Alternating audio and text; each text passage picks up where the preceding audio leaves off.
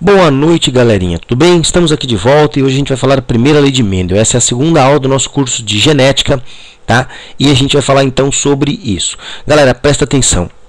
A primeira lei de Mendel é o que há de mais fundamental em genética. Então, se você não entender a lógica da primeira lei, você não vai entender nada do resto da genética. E muita gente erra por conta disso. Decora a primeira lei de Mendel, não entende o que ela significa e então acaba entrando pelo cano depois, né? Porque não consegue entender a segunda lei, nem o restante da genética. Então, vamos lá. Presta atenção. Primeira lei de Mendel. O Mendel é este carinha aqui. Tá? Que deveria ter ganho o Nobel, mas não ganhou porque o trabalho dele ficou 30 anos escondido. Porque ninguém conseguia compreender de tão avançado que era para a época. Ele estudou a hereditariedade, ainda no século XIX, e era um monge agustiniano. Tá?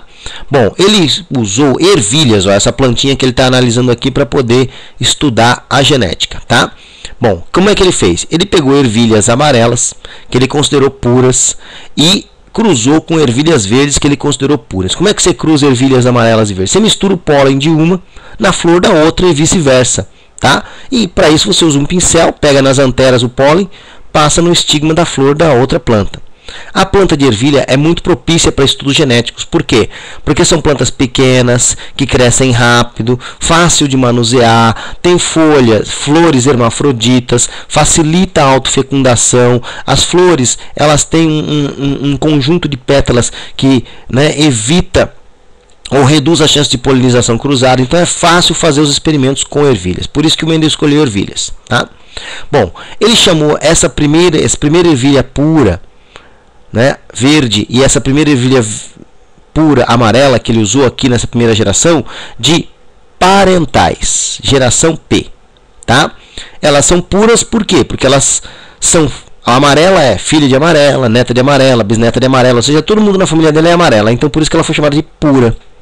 E hoje a gente não chama de pura, a gente chama de homozigota, porque a gente sabe que o pura, no fundo, significa que ela tem, ó, gametas iguais, azão e azão, por isso que ela é homozigota. A mesma coisa aqui, ó, azinho e azinho, por isso que elas são homozigota. O que são gametas ou genes? O que são genes? Genes são estruturas, né, molécula, é um trecho da molécula DNA que pode ser transcrita em uma proteína e, portanto, determinar uma característica. Tá? O Mendel chamou isso de fatores. E a gente hoje sabe que, por exemplo, a cor amarela nas ervilhas é determinada por um gene azão e a cor verde por um gene azinho. Há entre eles uma relação de recessividade e dominância, ou seja, azão domina azinho. Veja, quando o azão está junto de azinho na mesma ervilha, na mesma planta, a planta é o que? Amarela, embora ela tenha fatores para amarelo azão e fatores para verde azinho. O azinho fica escondido, ele não aparece, tá? O que acontece quando as plantas vão se reproduzir? Simples. Esses genes se segregam para formar os gametas. Só que quando os genes são iguais, todos os gametas serão o quê? Iguais.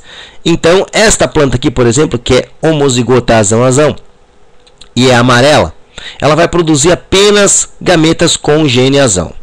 Esta outra planta aqui, que é verde e que é, portanto, homozigota para essa característica, ela vai produzir gametas azinho e azinho. 100% dos gametas serão azinho. Por quê? Porque ela só tem esse gene para passar para os filhos.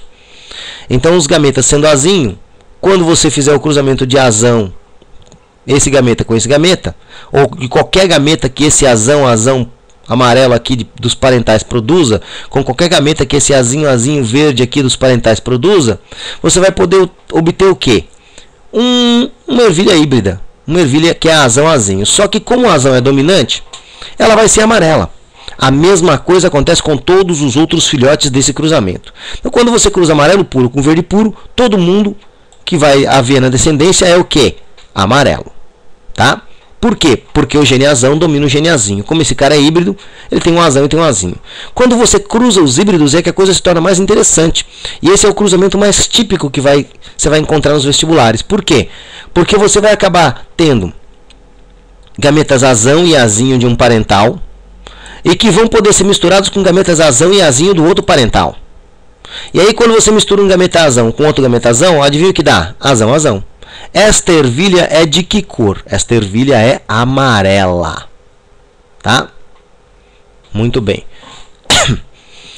Quando você quando um gametazão encontra um gametazinho, você vai obter o quê? Azão, azinho. Quando um gametazão azinho encontra um gametazão, você vai obter o quê? Azinho, azão ou azão, azinho, porque a ordem dos fatores aqui não altera o fenótipo.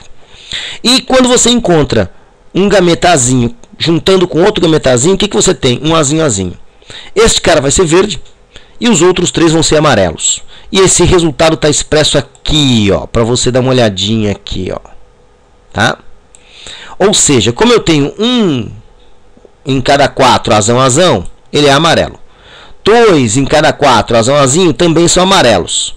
E 1 azinho, azinho em cada 4 vai ser verde. Então, na verdade, do ponto de vista do fenótipo, que são as características do indivíduo, eu vou ter 3 amarelos para 1 verde. Atenção para isso nas provas, hein? Ó, atenção aqui. Se a prova perguntar qual é a proporção fenotípica, qual é a proporção do fenótipo, você vai responder o quê? 3 amarelos para cada verde, ou 3 para 1, como está aqui, ó. Esse é o resultado típico da primeira lei de Mendel, tá? Se ele perguntar sobre o genótipo, qual é o genótipo do indivíduo e tal, você vai lembrar dos genes e vai esquecer o verde ou o amarelo e vai colocar azão, azão, azão, azinho e azinho, azinho. Só que em que proporção? Você vai ter 1 azão, azão, 2 azão, azinho e apenas 1 azinho, azinho. Então vai ficar 1 para 2 para 1. Então veja, na primeira lei de Mendel, a proporção entre de fenótipo e genótipo não bate. Não bate por quê? Porque os heterozigotos, que são esses caras aqui do meio, também são amarelos. Então eles vão se juntar com os homozigotos dominantes, tá? Galera, dá um like no nosso vídeo para ajudar o nosso canal. Inscreva-se no canal. Convide seus coleguinhas para se inscrever no canal, para que ele possa ter mais destaque e mais pessoas possam ver e compreender esse importante tema, né, que cai nos vestibulares, no Enem, em concursos, etc., que é a primeira lei de Mendel, tá? E, claro, né, ajuda compartilhando esse vídeo aí nas suas redes sociais, para que as pessoas fiquem mais inteligentes. E um mundo com pessoas mais inteligentes é um mundo melhor, um mundo muito melhor para se viver. Então, um grande abraço para todos vocês e até a nossa próxima aula.